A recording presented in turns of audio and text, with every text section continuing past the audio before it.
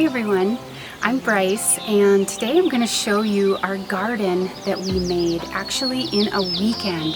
I'm so excited about it because I have wanted a garden for so long, and as you can see it's right here behind me. I'm going to show you how we did it and what materials we used, which are just mostly found on our property here, and then some inexpensive wire or fencing material, and we put it together. Now that we're living out here in the mountains, I really want to just have a garden that I can tend to, and so I was so excited when Jess decided to help me with it this weekend because we are building our house up on the mountain, and so he took a couple days away from working on that to help me with this garden here. So anyways, I'm just really excited. I finally have a garden. I've got stuff planted in here.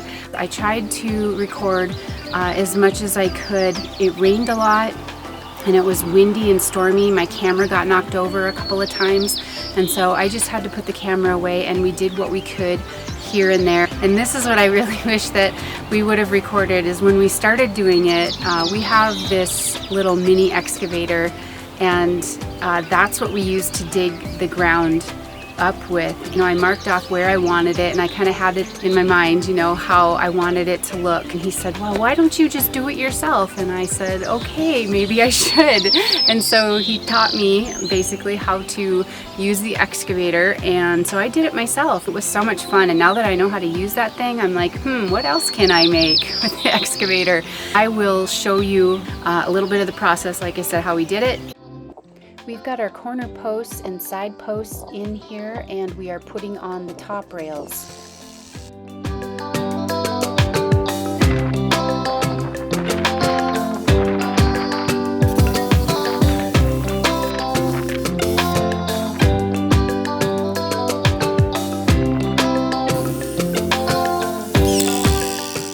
Just used Ole log screws to hold the posts together.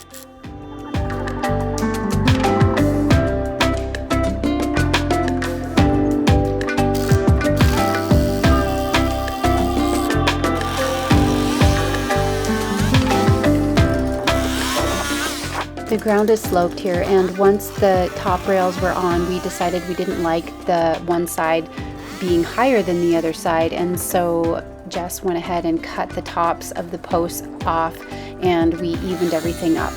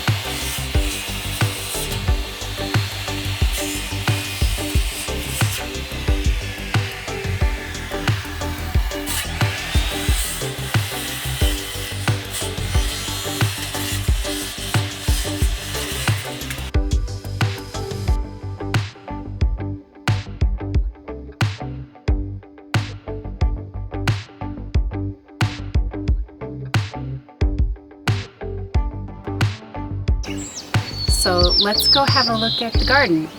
This arch that we used for the gate, this we did not build in a weekend. We already had this arch. This we actually made for Eden and Justin's wedding. Jess and Justin built this arch, and then when Skylar and Kelly got married, they used this for their wedding as well. We just hadn't set it up yet out here, and in fact the wind had blown it over quite a few times because it's really top heavy. We decided to use it for our garden gate, and I think it looks so beautiful. I'm so excited about it because this is just the perfect spot for it. What we did was Jess kind of built these gates out of logs from our property. That's what the rails are made out of. So after we scraped up the dirt, got our post hole digger, and we dug out all of the holes and we stuck those in there. We're pretty happy with it, and it'll serve our purpose, I think. And then the wire that we used, we already had the whole back piece of this welded wire, and that one we had on our property, so we picked up some more of this wire here from the local store in town, and they were about $45 a panel. So $45 for one side here, and then one side over here, and then just the extra we pieced together in the front and on the sides. And then we ran chicken wire along the bottom, and I still need to, we're still, obviously this is a work in progress, but you can see we tried to bring it down past the dirt, but at least this is tall enough to keep the deer out, because the deer have been eating my container garden and flowers that I've planted over here on the side. So anyways, this is keeping the deer out. And like I said, I have a lot of work to do around the edges, but we did get this chicken wire attached here on the sides to hopefully at least get us covered until our garden is growing and we have more time to do something else here. So what we use to attach the panels together and to attach the chicken wire to the panels are concrete ties, because we already had those. And they just worked really well. The gate is working pretty good so far, and those are made out of a couple of trellises that I had purchased from a thrift store, and they were, I think, $10 for the two of them. I'm ending this video with some of the wildflowers that are blooming on our property right now. They're so pretty, and some I have been able to identify, and there's a few that I have not. If you recognize any of these flowers, please let me know the names in the comments. And if you are an avid gardener, I would love to hear your tips and advice on keeping critters out of the garden and just any gardening advice in general. Thank you so much for watching.